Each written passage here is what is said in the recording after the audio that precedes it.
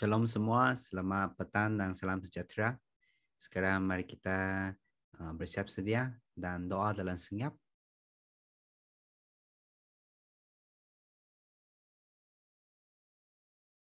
Mari kita datang ke hadirat Tuhan dan mari kita nyanyi sebuah lagu Bapa yang Kekal.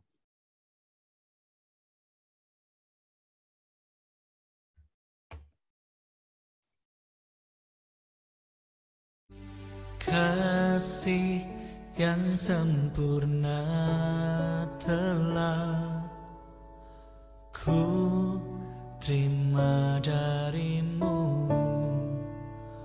bukan karena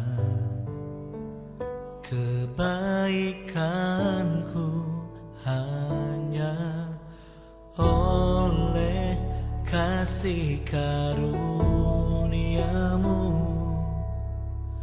Kau pulihkan aku, layakkanku untuk dapat memanggilmu Bapa.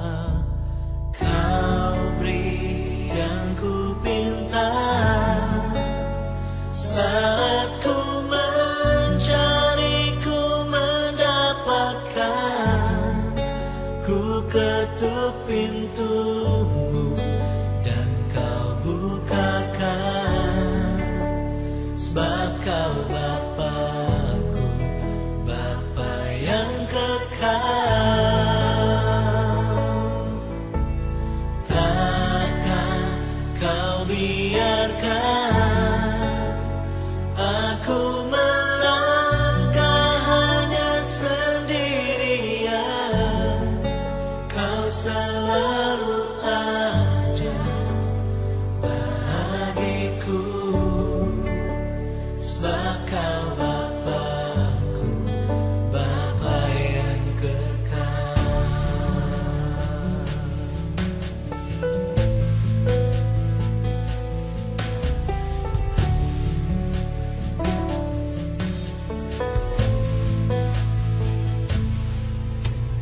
Kasih yang sempurna telah ku terima darimu, bukan karena kebaikanku, hanya oleh kasih karuniamu. Kau pulihkan aku, layakkanku untuk dapat memanggilmu Bapa. Kau beri yang ku pinta saat ku mencari, ku mendapatkan. Ku ketuk pintumu dan kau bukakan, sebab kau Bapa-Ku, Bapa yang kekal. Oh, takkan kau biarkan aku melangkah hanya sendirian. Kau selalu ada bagiku, sebab kau Bapa-Ku, Bapa yang kekal.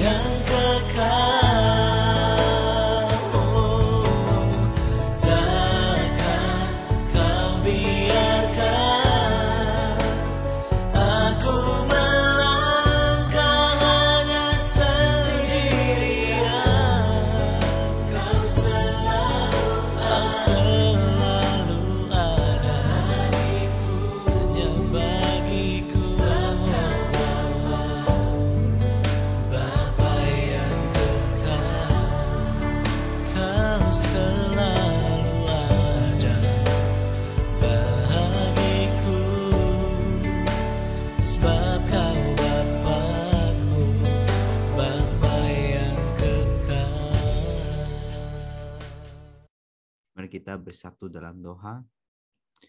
Tuhan Allah Bapa di syurga, kami berterima kasih sebab Engkaulah Tuhan kami. Semasa kami mengalami kesusahan, Engkaulah Bapa yang kekal. Engkaulah ya Tuhan yang masih memerintah segala dunia ini. Tuhan, sila Engkau memberi kami keselamatan yang daripada Yesus Kristus. Bantulah kami selalunya mengarap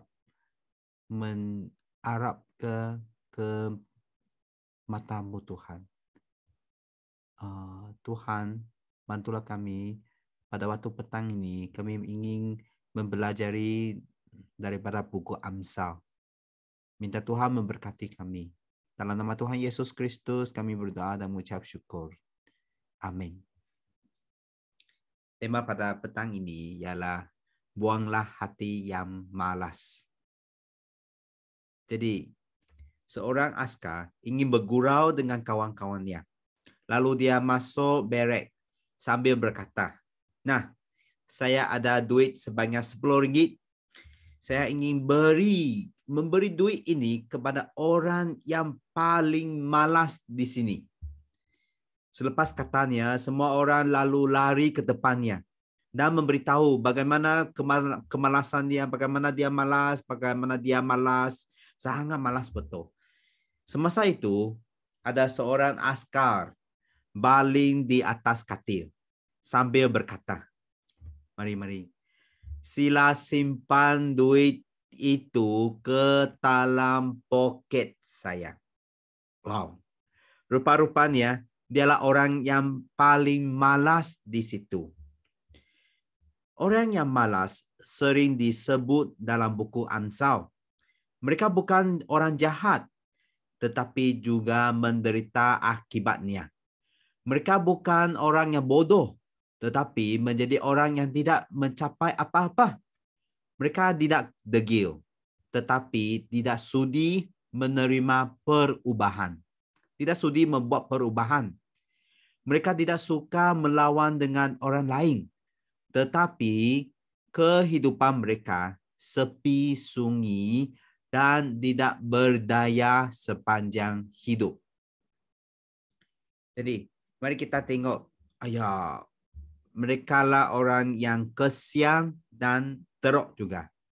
Apakah ciri-ciri orang malas? Yang pertama, ciri pertama ialah suka tidur. Buku Amsal bab 19 ayat 15 cakap, "Kemalasan membawa tidur lelap dan orang yang menganggur akan kelaparan." Orang yang malas sering ada banyak pelbagai alasan untuk tidur. Secara beransur-ansur tertidur sehingga hilang akal dan masih tidak sedar. Hilang harapan, hilang tujuan, hilang sebagainya. Mereka tidur sampai mengabaikan tanggungjawab hidup mereka sendiri. Jadi, siapa yang ingin mempeduli mereka yang malas lagi? Tiada orang. Yang kedua, mereka lah orang yang tiada konsep masa.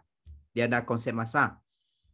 Dalam buku Amsal bab 24 ayat 33, dia cakap, "Tidur sebentar, mengantuk sebentar, lipat tangan sebentar untuk berbaring." Pemalas, mereka ingin tidur sebentar lagi, dan membazir masa sepanjang hidup mereka. Yang ketiga, mereka sering letih. Selalunya letih. Dalam buku Amsal bab 19 ayat 24 cakap, "Si pemalas mencelup tangannya ke dalam pinggang, tetapi tidak membawanya semula ke mulutnya." Wah, tengok. Malas sampai sedemikian. Mencelup tangannya ke dalam pinggang, tetapi tidak membawanya semula ke dalam mulutnya. Jadi pemalas senang mengeluh. Hai, semasa bekerja. Dia sering letih ini dan tidak dapat bekerja banyak. Bekerja sekejap, dia mau rehat-rehat sebab letih sudah. Dan akhirnya, ciri-ciri yang keempat ialah sombong dan angkuh. Dalam buku Amsal bab 26 ayat 16 dicakap, si pemalas menganggap dirinya lebih bijak, lebih pandai daripada 7 orang yang dapat menjawab dengan bijaksana. Pemalas berasa alasan sendiri. Oh, alasan saya lebih daripada 7 orang yang dapat menjawab dengan bijaksana. Pemalas, dia fikir dengan ikut fikiran sendiri. Tidak rela dipujuk.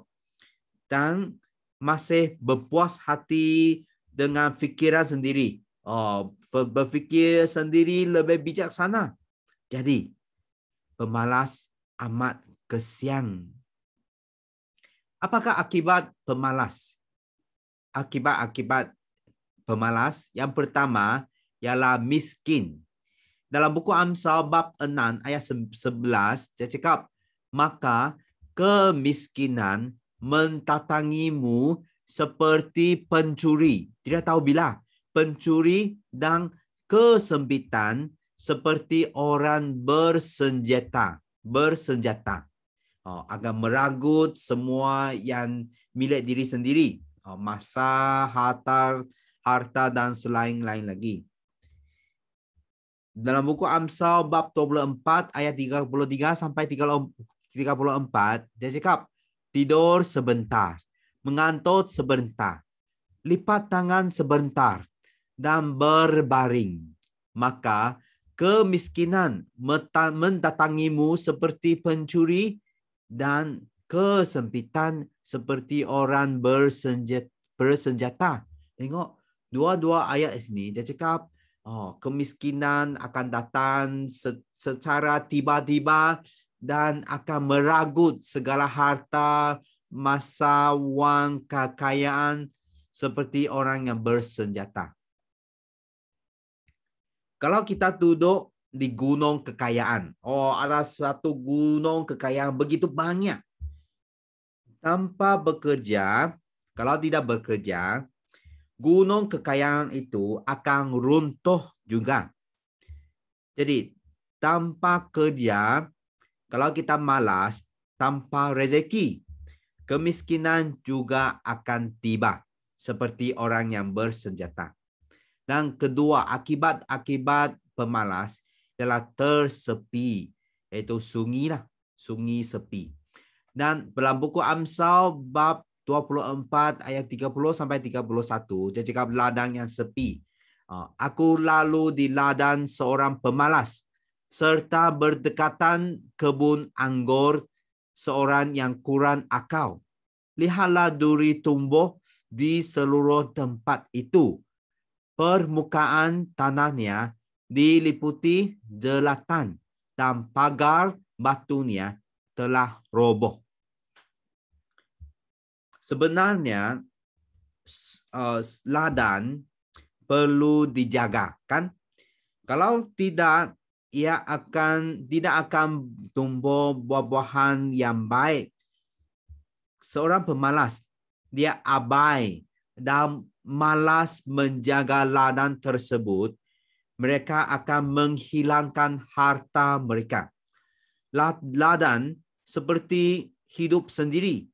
Kalau tidak memandangnya dengan serius, tidak menyayanginya badan sendiri, akhir-akhirnya badan akan penat lelah, akan lalu. Jadi, kita mesti menghargai badan, harta diri sendiri dan rajin. Yang ketiga, akibat pemalas ialah bunuh diri secara perlahan. Perlahan-lahan akan membunuh diri sendiri. Dalam buku Amsal bab 21 ayat 25, cakap, keinginan si pemalas membunuh dirinya kerana tangannya enggan bekerja. Pemalas hidup selesa. Oh, sangat senang, lenang, dan seronok. Akhirnya akan membunuh diri sendiri. Jadi, bagaimanakah kita mengatasi masalah kemalasan? Sila tengok semut. Okay. Amsal memberitahu kita memerhatikan cara hidup semut.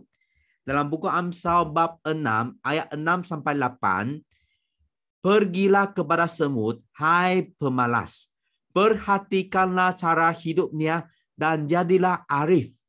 Meskipun tidak punya pemimpin, pengawas ataupun penguasa yang menyediakan makanannya pada musim panas dan mengumpulkan perbekalan pada musim menuai. Jadi, malas ada pemikiran yang tidak betul. Malas memandang rendah terhadap Allah yang memberi kebijaksanaan kepada kami. Memandang rendah terhadap Allah. Tidak memandang berat tetapi memandang rendah, memandang ringan. Jadi mereka baru tidak sudi kerja dan rela hidup menurut hawa nafsu sendiri. Jadi, adakah Allah suka orang yang malas? Kesimpulannya, Allah tidak suka orang yang malas. Mari kita bersatu dalam doa. Tuhan Allah Bapa di surga, kami mau minta Tuhan membantu kami memahami akibat seorang pemalas dan ciri-ciri seorang pemalas. Bantulah kami selalu rajin berusaha demi Tuhan. Dan juga minta Tuhan bantulah kami sebab Tuhan tidak suka orang yang malas. Bantulah kami selalu memandang cara hidup semut dan memandang berat kepada apa kasih karunia yang diberikan oleh Tuhan dan rajin terus berusaha untuk bekerja. Kami berdoa sekali ini, minta Tuhan memberkati kami, Roh Kudus mengiring kami dalam 1 minggu ini. Sekian, terima kasih. Dan dalam nama Tuhan Yesus Kristus kami berdoa dan mengucap syukur. Amin. Oke, sampai sini. Terima kasih dan bye-bye.